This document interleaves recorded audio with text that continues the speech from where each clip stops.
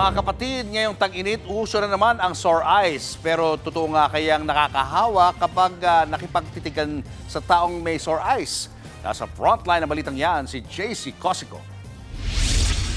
Mag-iisang linggo nang may sore eyes ang magkabilang mata ni Maria Flores. Namumula pa nga at nangingilid ang kanyang luha nang makausap namin siya. Ayun po, namumula pa rin. Minsan nga lalagyan ko na ng yelo para mabawasan yung yung pangangati niya. Problema rin ang pagbumuta. Mahirap po lalo na po pagising sa umaga kasi hindi mo maidila talaga yung mata. Kailangan mo pa pumunta sa maghilamos.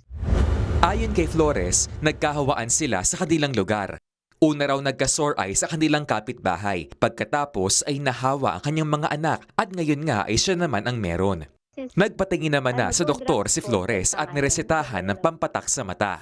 Mga kapatid, isa ba kayo sa mga umiiwas ng tingin sa mga taong may sore eyes? Hindi totoong makukuha yan sa titigan lang.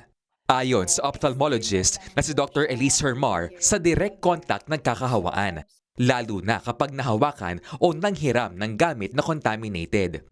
Pagka naman po nag-outing, nag-excursion, pagka sa swimming po, meron po kayong kasama, let's say sa public pool na may sore eyes, edi syempre po, mako-contaminate na po yan, pwede pong mahawa yung mga ibang tao.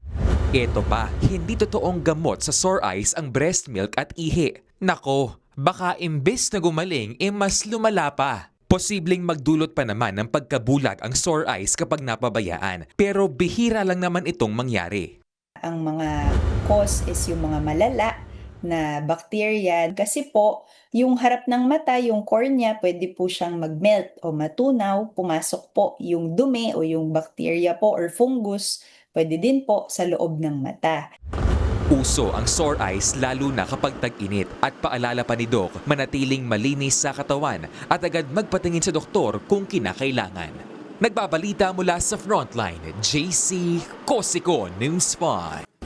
Mga kapatid, Julius Babaw po.